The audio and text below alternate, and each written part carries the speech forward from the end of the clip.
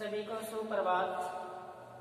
BA part 3 Hindi साहित्य आधुनिक काव्य के अंतर्गत हम पढ़ रहे थे आरिश बादामी की कविता में हमने आरिश बादामी की कविता में गत कालांश में हमने पढ़ा था कि मैंने नहीं कल ने बुलाया है, मैंने नहीं कल ने बुलाया है। आदमी आदमी के बीच दीवारें, खामोशियों की छतें और तुम्हें छिड़ियां लेकर बुलाया है। तो यहाँ पर कवि ने शहरी जीवन की एकांकी पर प्रकाश डालते हुए अजनबीपन को जन चेतना व्यक्त की थी। फिर बताया था रेत में नहाया है मन मेरा, रेत में नहाया है मन मेरा। इस शीर्षक में कवि ने कविता में बताया था कि राजस्थान की धरा के जो लोग हैं वो रेत राशि से किस प्रकार से पीड़ित रहते हैं, उसके बारे में कवि ने रेत में नहाया है मन मेरा बताया था। हमने बड़ी गहराई के साथ उनकी सप्रसंग व्याख्या की थी। अब आगे उनकी रचना आती है, कविता आती है सुपर्णे। सुपर्णे का से वैसे तो गुरु जी की माता का नाम था, या एक ऐसा पक्षी प्राणी पक्षी जो सुंदर पंखों वाला एक मादा पक्षी होता है, उसके माध्यम से कवि ने यहाँ बताने का प्रयास किया है कि हमें अपना लक्ष्य है उसमें कितनी बाधाएं आए, अपने लक्ष्य में कितनी बाधाएं आ सकती है, परंतु मन रूपी सुपर्णे को कभी अपने जो प्रगति पथ है उससे विचलित नहीं होना है। तो इसमें बताया है सुपर्णे के माध्यम से पहले कविता पढ़े तो क्या बताया है, उड़ना मन मत हार सुपर्णे कि उड़ते रहना हार मत मानना। फिर बताया देख लिए देखे ही तो अपने पर मंडराते बाज, पड़ी पड़े कड़कड़ा कभी फिर जाने कौन दिशा से गाज। आए गए सभी जुल्वा थे वैसे ही उबे आखेटक, भरा हुआ कर्कश है पीछे दोनों हाथों संधि कमानी। नाद बेदिया छोड़ेंगे ही विष बुझे तीर कलेजे पार। उड़ना मन मत हार सुपर्णे। इस कविता के माध्यम से कवि ने बताया है कि हमें संघर्षशील बनकर मुसीबतों से जूझने तथा आगे बढ़ने का यहाँ चित्रण किया है कवि ने।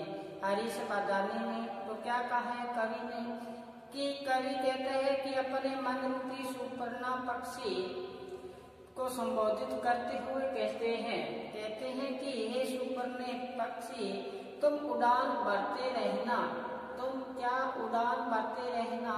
ये विस्तृत आकाश है, इसमें आप ऊंची उड़ान सदैव ही भरते रहना।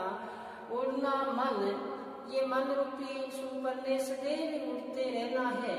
और फिर बताया हार मत मानना, आप जीवन में कभी हार नहीं माननी है। जीवन में कितने ही आपको परेशानी आए, कष्ट आए, बाधाएं आए, लेकिन मन रूपी सुपर्णे आप कभी हार मत मानना। इस विस्तृत आकाश में सदैव उड़ते ही रहना है। तो फिर बताया आगे कि तुम ऐसी आकाश में उड़ान भरते समय आपको बाधाएं पहुंचाने के लिए बहुत सी परेशानियां आएगी, लेकिन क्या बताए हैं देख लिए, कहते आप देख लेना सुपर्णे। देखे ही तुम अपने पर मंडराते बाज, आपके सिर पर मंडराएंगे बाज जो आपको बाधा पहुंचाएंगे। कौन बाज? तो आया है ना कि उसमें आप लक्ष्य पर उड़ते समय रुकना मत। तुम्हारे मार्ग में क्या आएगी कि झटका मारने वाले बाज भी देख लो, आसमान में बाज भी है जो आपके रास्ते का बाधक बनेंगे।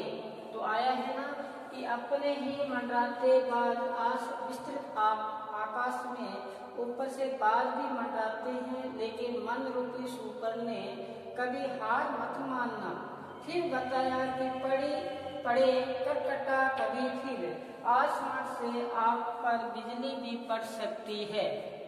आसमान से आप पर क्या पड़ सकती है? बिजली भी पड़ सकती है। जाने कौन दिशा से गाज, पता नहीं कौन सी दिशा से आपको गाज भी गिर सकती है। आए कभी जुड़वा थे, जब आप आकाश में विचरण करो तब आप पर किसी प्रकार की समस्या आ सकती है, लेकिन आपको वहां पर शिकारी नीचे खड़े आप पर तीर से निशाना भी साधेंगे, लेकिन फिर भी आप अपने मार्ग से क्या नहीं होना है? विचलित नहीं होना है। तो बताया वैसे ही उबे आखेटक से शिकारी कहते हैं रास्ते में खड़े हुए शिकारी भी होंगे, जो उनका जो तर्कस है वो बाणों से क्या होगा? भरा हुआ होगा।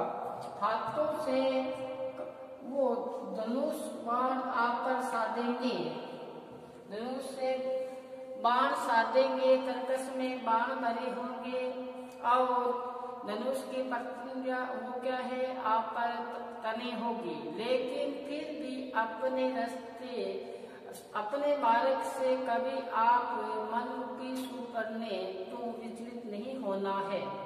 आगे से अपनी मंजिल की ओर जाना है और बाधक आए उनसे बाधाओं से टकराते हुए उनसे अपना ध्यान नहीं लगाना है, अपनी मंजिल की ओर से आगे ही आगे बढ़ना है। तो इस कविता में बताया है। फिर देखो आगे कि नाद वेदियां छेड़ेंगे ही आपको मोहित करने के लिए अनेक प्रकार का यत्न किया जाएगा। जिस प्रकार से मृग को काबू करने के लिए मृग शिकारी क्या करता है?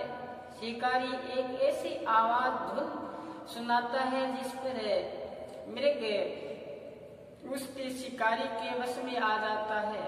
मृग को ऐसी आवाज सुनाता है शिकारी अपना जो मस्तक है उस बाजे पे आके रख देता है। ऐसा बाजा बजाता है शिकारी आके, मृग अपना सिर किस पे रख देता है? उस बाजे पे, उस धुन पे वो क्या होता है? मोहित होता है। अपनी जान की परवाह किए बिना ही उस पे अपना मस्तक रख देता है। तो कवि ने बताया कि आपको ऐसी नाद, ऐसी आवाज भी यहाँ से सुनाई देगी, लेकिन आप उसमें विचलित नहीं होना है। नाद वेदियां छोड़ेंगे ही विष से बुझे तीर कलेजे पार, विष से भरे हुए तीर आप पर प्रहार किया जाएगा, लेकिन आप अपने रास्ते से विचलित नहीं होना है। तो कवि ने उड़ान भरते रहने का यहाँ पे संदेश दिया है और अपना हार नहीं मानने का भी संकेत किया है। तो कवि ने बताया कि पक्षी को कभी विचलित नहीं होना है। आखेटक का यहाँ पर प्रतीक के रूप में वर्णन किया है। फिर बताया कि लक्ष्य का अनुसरण करने के लिए अनेक बाधाएं आ सकती है, परंतु मन में क्या होनी चाहिए? दृढ़ता होनी चाहिए, अटल होना चाहिए अपने पथ पे, अपने पांव को जमाए रखना है, उसको उखड़ना नहीं देना चाहिए। तो यही कवि ने यहाँ बताया है।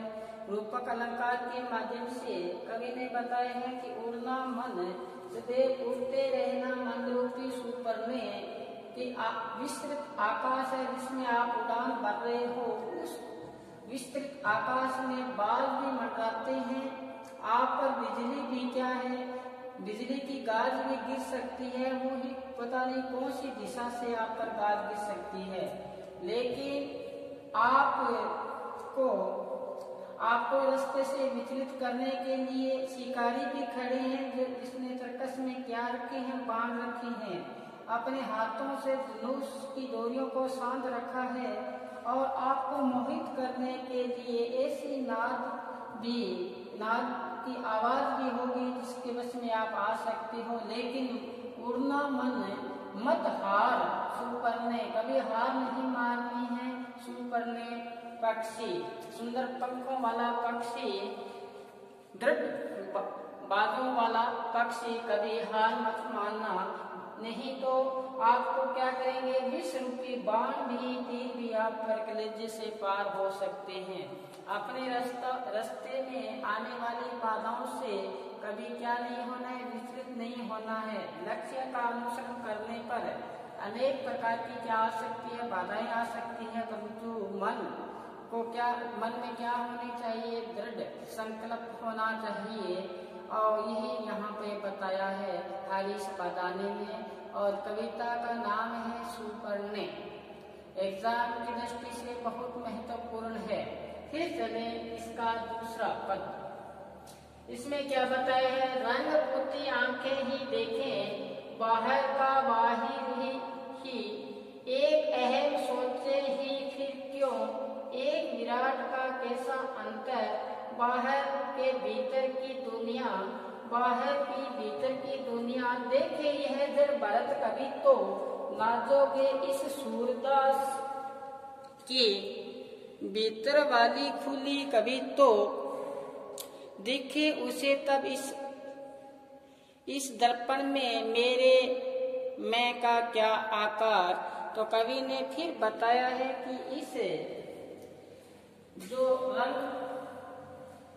इस रंग पूती आंखें ही देखें, बाहर का बाहर एक अहम सोचे ही फिर क्यों, एक विराट का कैसा अंतर, बाहर के भीतर की दुनिया, देखे ये जड़ भरत कभी तो, नाचोगे इस सूरदास की भीतर वाली खुले कभी तो, देखे उसे तब इस दर्पण में मेरे मैं का क्या आकार। तो आपको पता है इसमें सूरदास जी का भी नाम आया है। पहले आपको सूरदास जी के बारे में साथ साथ में बता दूं, सूरदास जी की आंखों से क्या थे, अंधे थे, लेकिन भीतर वाली आंखें थी वो सदैव खुली थी। तभी तो सूरदास जी ने बद आंखों से श्री कृष्ण जी का बाल रूप का कोना कोना झांकाए थे। तो कवि ने कहा है कि बाहर की आंखों की पुतलियां आपको इस संसार के रंग बिरंगे संसार को देखती हैं, लेकिन भीतर कुछ नहीं देख पाते। हमें हमारा जो अंदर का जो ज्ञान है वो भी होना चाहिए। उड़ान भरते समय कवि ने बताया है कि भीतर का भी आपको ज्ञान होना चाहिए, अंदर का भी क्या होना चाहिए, ज्ञान होना चाहिए।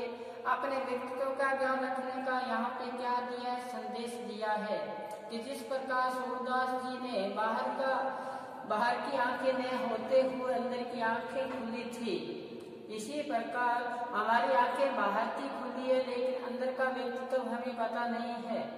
अंदर का व्यक्तित्व का पता नहीं होने के कारण हम आंखें होते हुए भी क्या है, अंधे हैं।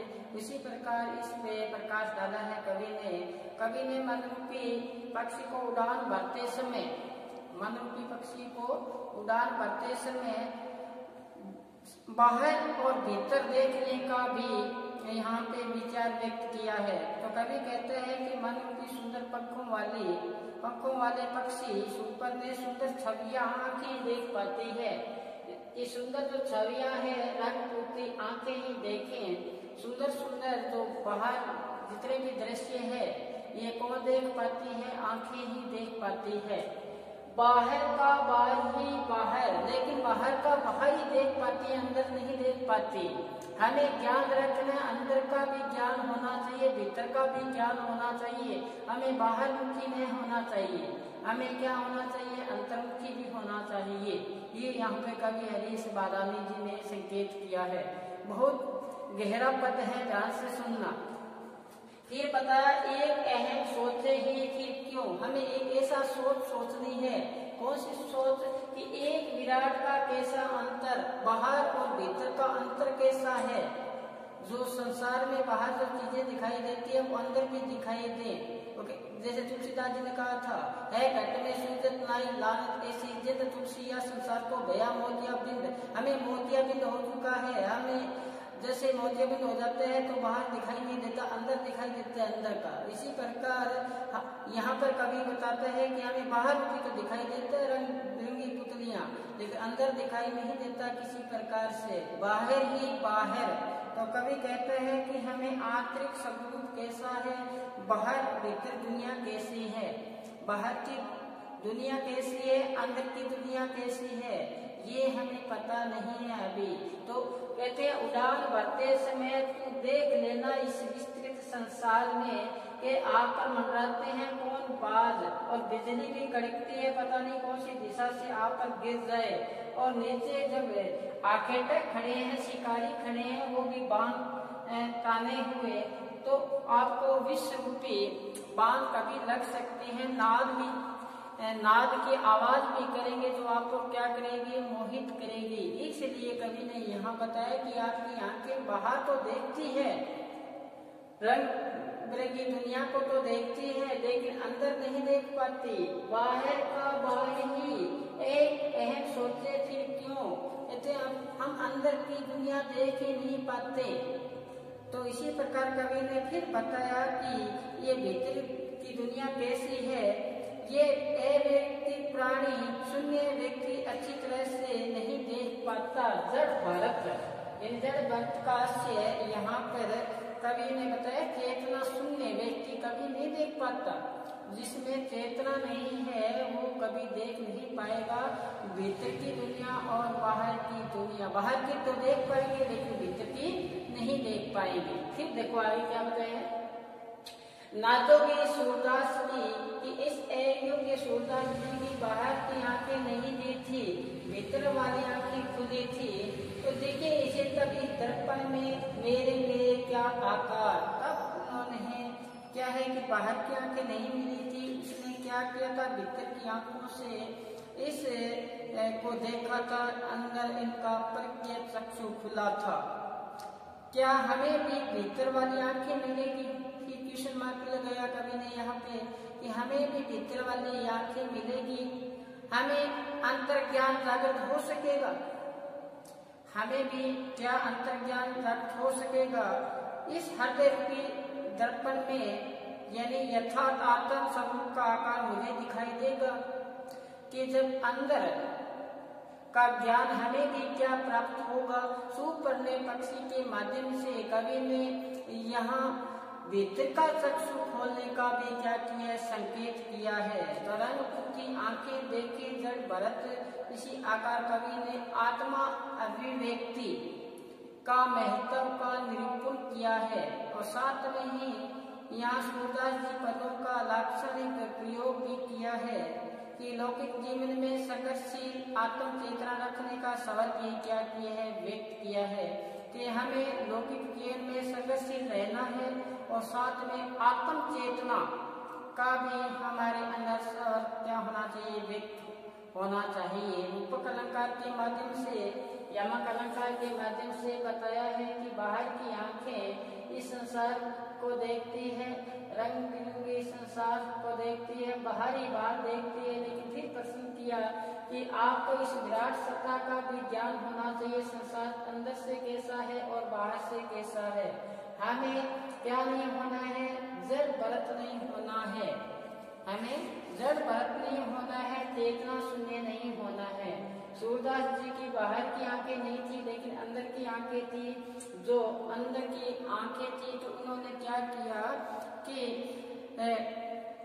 अंदर का आंखें होने के कारण उन्होंने फिर भी इस संसार को देखा था, अंदर की आंखों के कारण देखा था, क्योंकि इनको ये प्रज्ञा चक्षु था।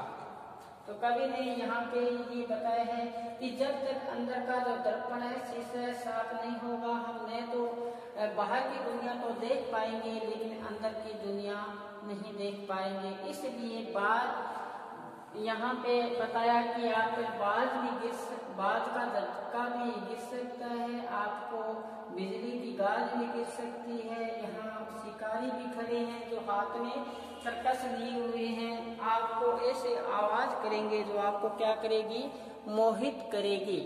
नाद बेदिया छोड़ेंगे ही आपको मैंने बताया कि जैसे मृग को वश में करने के लिए शिकारी एक बाजे का प्रयोग करता है और बाजे के वश में आकर वो मृग उस बाजे पे आके अपना सिर रख देता है, मस्तक रख देता है और शिकारी के कब्जे में आ जाता है। इसी प्रकार कवि ने यहाँ पर सुपरने पक्षी को बताया कि आपको अपने बाधाएं आएगी, लेकिन अपने जो आपका जो लक्ष्य है उसमें कभी आपको विचलित नहीं होना है। फिर आगे बताया कि बाहर की दुनिया आपने देखी, बाहर ही बाहर देखी, अब अंदर की दुनिया भी देख। और बाहर, क्योंकि जब अंदर का चक्षु खुलेगा तो जैसे सुंदर जी ऐब आगे थे, उनको बाहर की आंखें नहीं मिली थी लेकिन अंदर की आंखें मिली थी। उन अंदर की आंखों से इस बालपन का श्री कृष्ण जी का कोना कोना झांक आए थे। इसलिए अंदर का भी क्या होना चाहिए, ज्ञान होना चाहिए। ये इस पद में हरीश बदाने जी ने हमें बताया है। तो एक सुपरने पक्षी के माध्यम से अपने रास्ते में सदैव आगे बढ़ने से रास्ते में आने वाली जो बाधाएं हैं उसमें कभी अपने को क्या है कि मन में क्या होनी चाहिए, दृढ़ता होनी चाहिए। उसका अनुसरण करते हुए, लक्ष्य का अनुसरण करते हुए अनेक बाधाएं आ सकती है, लेकिन मन में क्या होनी चाहिए, दृढ़ता होनी चाहिए। और साथ में बताया कि ये संकेत किया प्रतीक के माध्यम से बाल आंखें तक, इनसे भी क्या रहना है, सावधान रहना है, ये हमें संदेश दिया है। तो मैं आशा करता हूँ कि जितनी ये कविता गवाई इतनी आपको समझ में आई होगी। कल इनके बचा हुआ शेष भाग कल हम चर्चा करेंगे। तब तक आप घर पर रहें, सुरक्षित रहें और पढ़ते रहें। धन्यवाद।